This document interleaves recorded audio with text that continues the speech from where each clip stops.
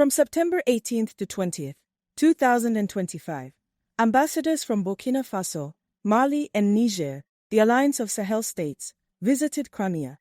The visit drew sharp condemnation from Ukraine, which called it a violation of international law and its sovereignty. Welcome to the Africa Briefing Room, where we break down the biggest issues shaping the continent. In this briefing, we're unpacking the nature of this visit, why it matters, and how it connects Ukraine to the Sahel. For those who may not be familiar, Crimea is a peninsula on the Black Sea. Russia annexed it from Ukraine in 2014, a move most of the world condemned. To this day, the United Nations and most countries recognize Crimea as part of Ukraine, while Russia treats it as its own territory. That's why any diplomatic visit there is politically sensitive. It's seen as recognition of Russia's claim. But this trip was not just a symbolic gesture. This visit is part of a wider story. A moment that demonstrates how, amid an established Russian partnership, Ukraine's confirmed involvement in the Sahel has drawn the region into the larger conflict between Moscow and Kyiv, the AES and its break with the West. The Alliance of Sahel states was born out of military takeovers and a rupture with the West. They expelled French forces, cut ties with ECOWAS, and turned to new partners, especially Russia. Through the Wagner Group, Moscow positioned itself as a security ally where Western powers had failed. The Mali ambush, Ukraine's hidden role. In July 2024, northern Mali became the site of one of the bloodiest battles in the Sahel's recent wars. Tuareg rebels ambushed Malian forces and Wagner mercenaries in Tinzawatan. Reports say dozens of Wagner fighters and at least 47 Malian soldiers were killed. Soon after, Ukraine's Military Intelligence Directorate admitted it had played a role. Spokesman Andriy Yusov publicly stated that rebels had received the necessary information that enabled their success. Alongside intelligence, Ukraine was also reported to have provided drones and other support. For Kyiv, this was part of its wider confrontation with Russia. For the Sahel states, it was something else, a foreign power using African soil as a proxy battlefield. The UN letter. The response from the Sahel was swift. In August 2024, Mali, Niger, and Burkina Faso sent a joint letter to the United Nations Security Council. They accused Ukraine of supporting terrorism in the Sahel, of violating their sovereignty, and of waging subversive acts on their territory. The letter directly cited the words of Ukraine's intelligence spokesperson as proof of open and assumed support for rebel attacks. The three governments demanded that the UN take action. This escalated the conflict from the battlefield to the diplomatic stage, turning Ukraine from a distant European actor into a direct adversary in Sahel politics. The Crimea visit, symbolism and signal. Fast forward to September 2025. AES ambassadors arrived in Crimea.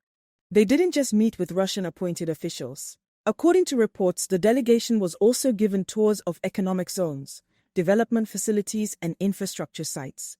Russian officials said the aim was for the ambassadors to get acquainted with the economic and tourist potential of Crimea and explore prospects for cooperation with their own countries. This wasn't the first time African ambassadors had visited Crimea. In July 2025, ambassadors from Chad, Guinea and Burundi made similar trips, drawing Ukrainian condemnation but less international attention. The visit by AES ambassadors, however, carried a different weight. These were countries directly affected by the Ukraine-Russia rivalry, after Ukrainian intelligence took credit for supporting attacks on Wagner and Malian troops in their territory. For Ukraine, it was a provocation, an attempt to legitimize Russia's annexation.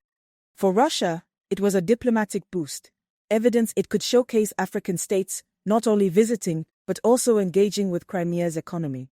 For the AES, it was a message. While their partnership with Russia was already established, Ukraine's involvement in their region provided new motivation to publicly deepen and display those ties. Some could make the argument that this was as a direct response to Ukraine's interference and efforts to destabilize the Sahel. Why it matters. Sovereignty at stake. At its core, this is a question of sovereignty.